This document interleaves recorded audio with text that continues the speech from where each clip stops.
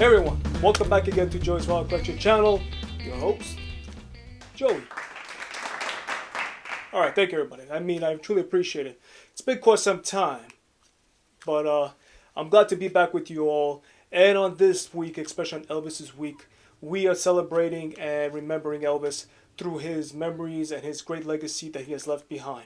And particularly one album that today I want to talk with you guys is a predecessor from Elvis is Back and Something for Everybody albums, which came out from 1960 of March, Elvis is Back, and I believe 1961 for Something for Everybody. So what album am I talking about today? Album I'm talking about today actually comes right after Blue Hawaii soundtrack. And that'll be up for next video. I know I usually go by chronological orders of these reviews, but for that I'm actually skipping out for this particular video. So today's album that we're talking about is Pot of Luck. Now, Pot of Luck easily charted out, besides from those two other albums from Elvis is Back and Something for Everybody. It easily came up, I believe, in the pop charts at number 4.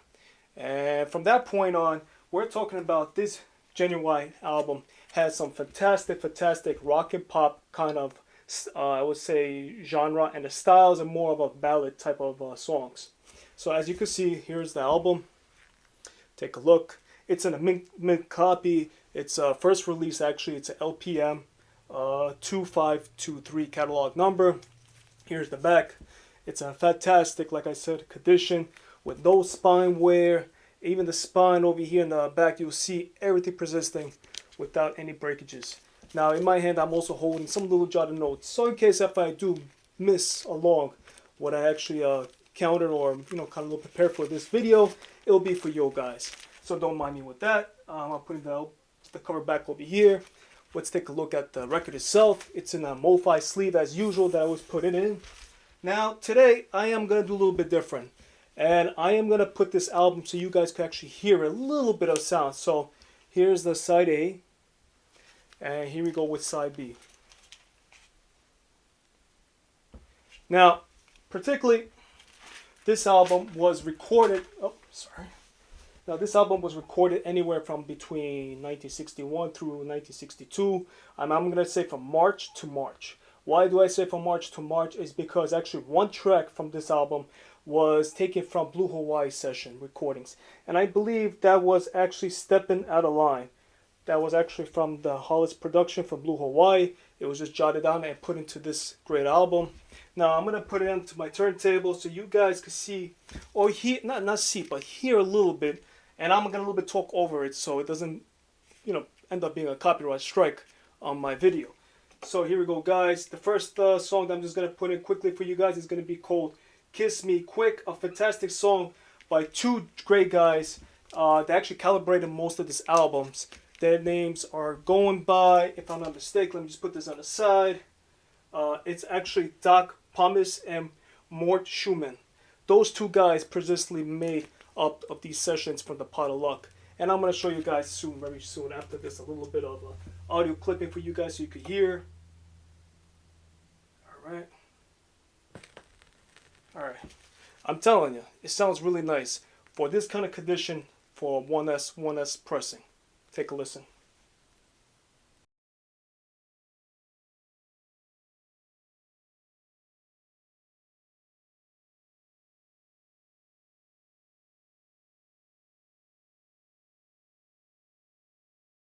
Kind of like the drums and the bass that goes along with this.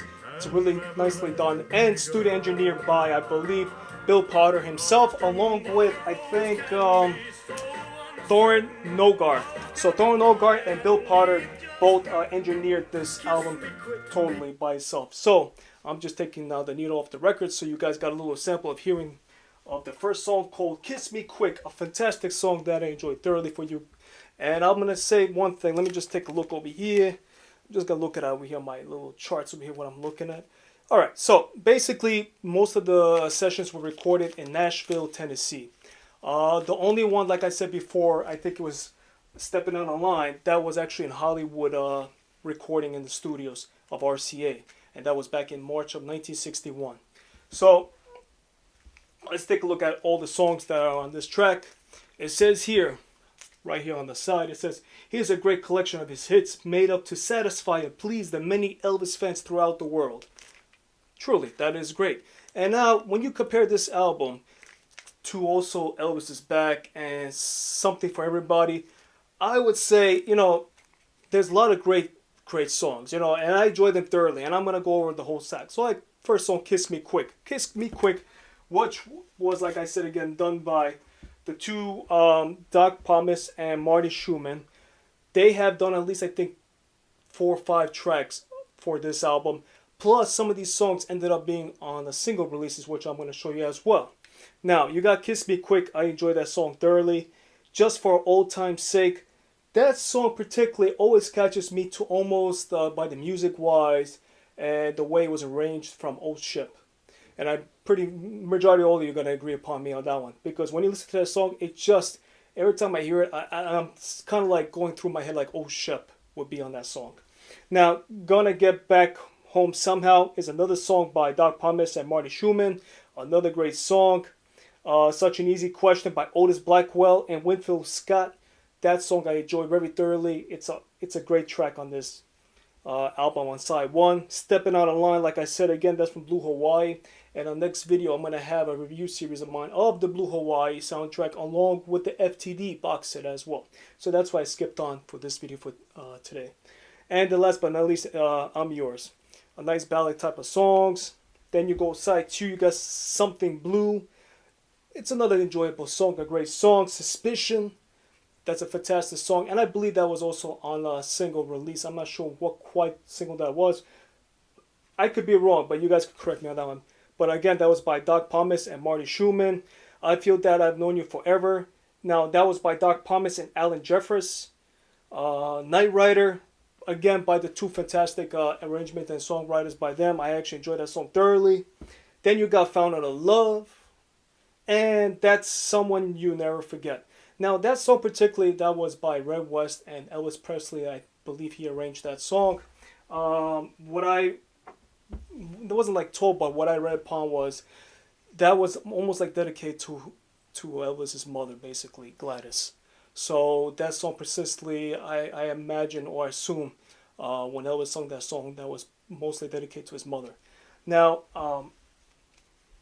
with all the fantastic songs on Pot of Luck on the album, there are few releases that came out on singles as well. Now, particularly, I do not have this single. It's the "Do the Clam" as well as "You'll Be Gone." Now, that song "You'll Be Gone" was actually recorded with this session as well. And that single was released back in 1965.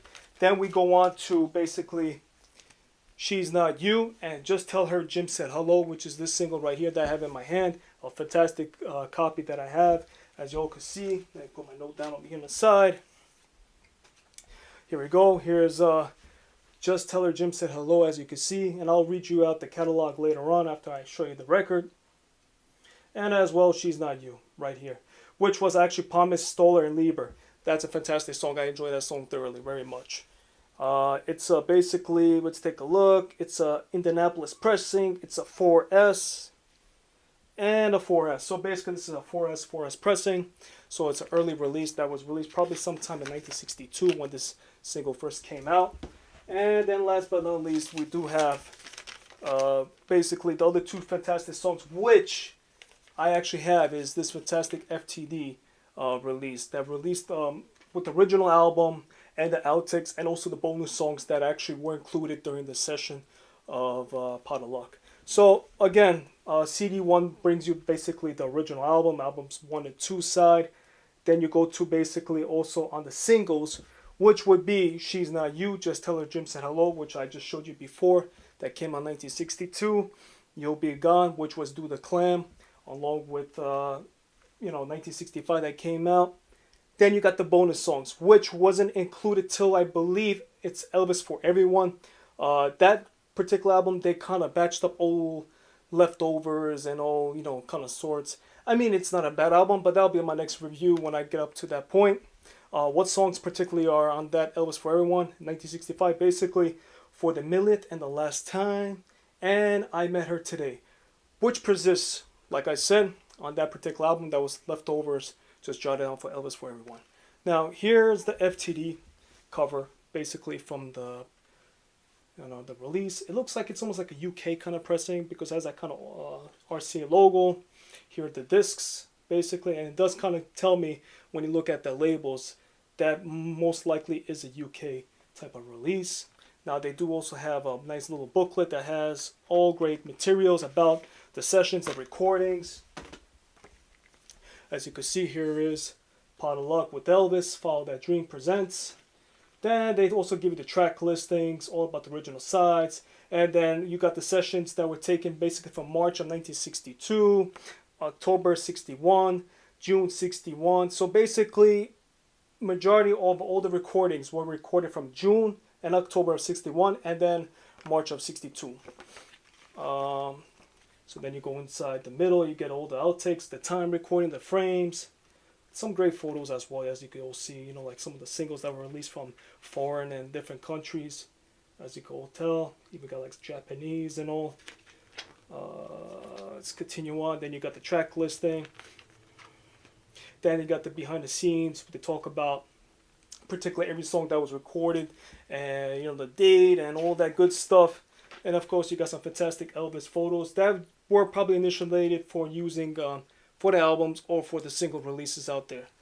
So my overall take, I would say, for this great album, Pot of Luck, I enjoy it. Now, is it in my top, let's say, like favorites of mine, of the studio albums during that time released? Very particular, there's not many studio albums released in the 60s. Besides, you got Elvis Is Back, you got Something for Everybody, you got Pot of Luck. If I'm trying to like remember, Elvis from Memphis and all this other good stuff. Mostly it's all soundtracks. And I would say consistent between these three, Elvis Is Back is my top number one, I would say. And then it probably become, Something for, Something for Everybody as well. And then Pot of Luck. Kind of chronicle order how it was released. That's the way I would put it. Between the early 60s studio albums that were released. So I do hope you all enjoyed this particular video.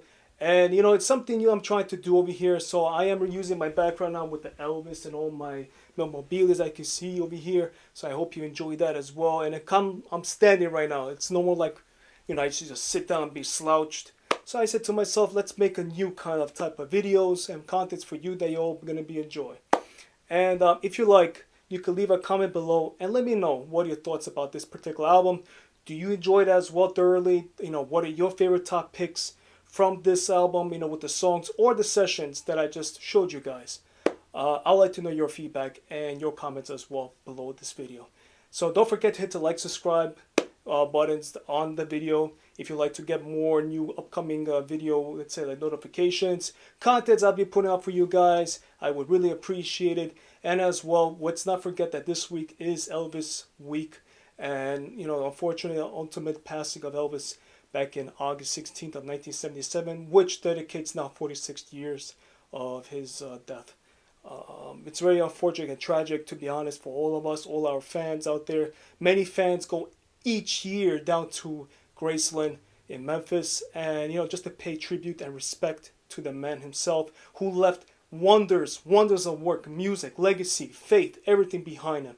And, I cannot truly say that one man that actually was able to do this, even still today, how much is impacted and affected a lot of people all around the world.